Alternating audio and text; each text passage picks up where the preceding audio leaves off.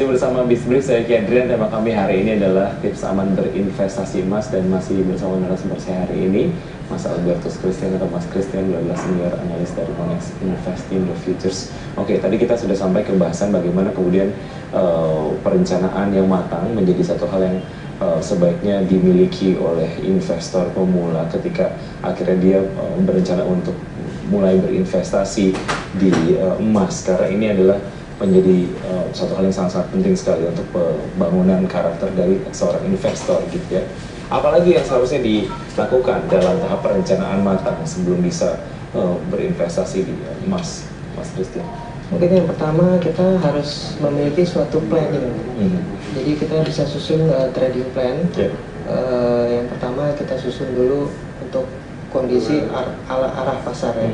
Kemudian jika kita udah mengetahui atau setidaknya kita punya prediksi arahnya akan naik atau turun, misalnya untuk investor jangka pendek ya, yang memperkirakan harga emas mungkin akan turun dulu, kemudian baru siap-siap untuk melakukan buy di target tertentu. Nah, di sana kita harus udah siap juga menentukan target kira-kira pergerakan yang perlu diantisipasi untuk istilahnya itu kalau dalam trading take profitnya, take profit, kemudian stop lossnya.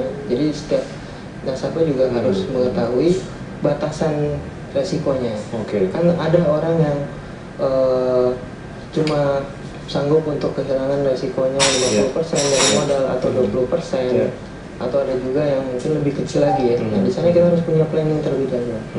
Kemudian setelah itu mungkin kita bisa memprioritaskan pada selanjutnya membaca market. Jadi kondisi-kondisi di market itu kan berbeda-beda ya. Ada yang dalam situasi uptrend yang stabil atau downtrend. Jadi kondisi di market itu sebenarnya ada tiga. Pada saat ada konsensus di sana, ada keyakinan dari para pelaku pasar optimis bahwa ini harga akan naik. Di sana konsensus positif ya. Atau yang kedua ada jenisnya konsensus yang negatif. Artinya di sana semua serba ketakutan. Semua orang ketakutan ini bahwa nilai dari emas itu sudah terlampau mahal dan akan terkoreksi. Kemudian ada yang ketiga itu tidak ada konsensus. Jadi artinya di sana market bergerak choppy, istilahnya dalam trading itu choppy, bergelombang naik turun. Jadi di sana tidak jelas konsensusnya itu berimbang antara yang positif dan yang ketakutan. Sebenarnya yang paling mudah untuk trading itu kita hanya memanfaatkan di dua kondisi pertama tadi, yaitu jika jelas ada konsensus positif, artinya di sana akan terbentuk uptrend, atau jika di sana jelas ada konsensus ketakutan, fear, yang menguasai, mendominasi sentimen di market. Sebaliknya kalau kita memaksakan diri untuk trading di kondisi yang ketiga ya, di sana choppy trading, itu sebenarnya kita hanya menebak-nebak. Kalau kita menebak berdasarkan analisa fundamental, indikator ekonomi yang dirilis, oh ini mungkin emas akan naik sedikit nih. Atau misalnya kita bisa menebak dari technical ya, misalnya slow stochastic, itu salah satu indikator yang ada di chart, itu udah oversold atau udah jenuh, oh ini mungkin kita nebak harganya bisa naik. Tapi masalahnya kalau saya pribadi ya, saya untuk menebak-nebak itu agak sulit untuk mendapatkan konsistensinya. Jadi apa yang harus diperhatikan ketika akhirnya investor memutuskan untuk membaca seperti Anda tadi jelaskan, bagaimana menganalisa arah market, kemudian juga bagaimana membaca arah misalnya pergerakan dari harga emas sendiri dan lain-lain. Apa yang harus diperhatikan dalam tahap ini? Nah, itu mungkin yang harus kita perhatikan adalah membaca dari korelasi emas dengan aset yang lain. Misalnya yang paling mudah adalah kita membaca arah dolar, karena emas kan didenominasi terhadap dolar juga. Jadi misalkan dolar saat ini sedang tertekan, nah itu otomatis efeknya emas akan menguat karena dolarnya melemah. Atau misalnya dikorelasi terhadap komoditas lainnya seperti minyak ya. Jadi kadangkala faktor supply demand itu bisa diukur dari pergerakan komoditas lainnya. Misalnya saham atau minyak itu sedang dalam kondisi tinggi ya, dalam kondisi kenaikan. Nah itu berarti bisa diasumsikan oleh para pelaku pasar bahwa permintaan kedepannya akan tinggi terhadap emas maupun komoditas lainnya, karena di sana ada optimisme. Jadi di sana kan kita membaca ini kondisinya lagi ada satu konsensus yang jelas. bahwa di sana ada optimisme pertumbuhan akan jauh lebih baik sehingga membahayakan inflasi, dan di sana investor akhirnya bisa mengambil keputusan bahwa kita harus melindungi aset kita dengan membeli emas misalnya.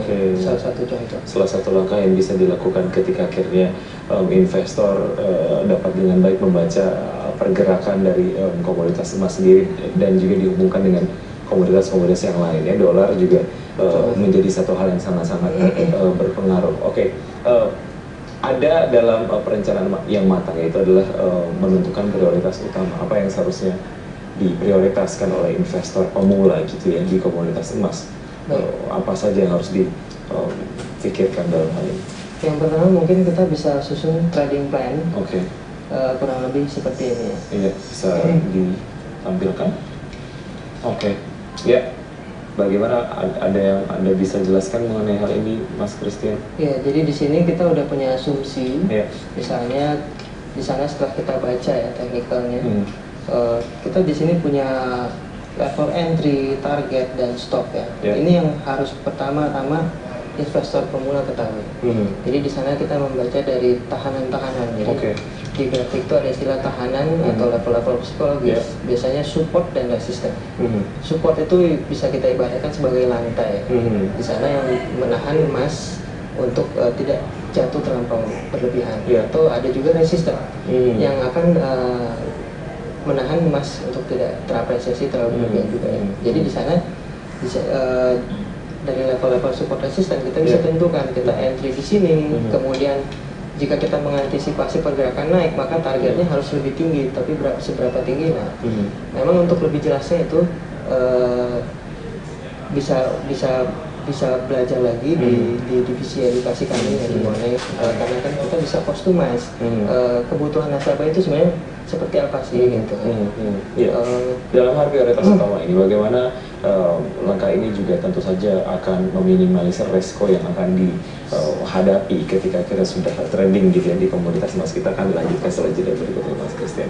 Ya baik, pemirsa, kami akan segera kembali setelah jeda berikut.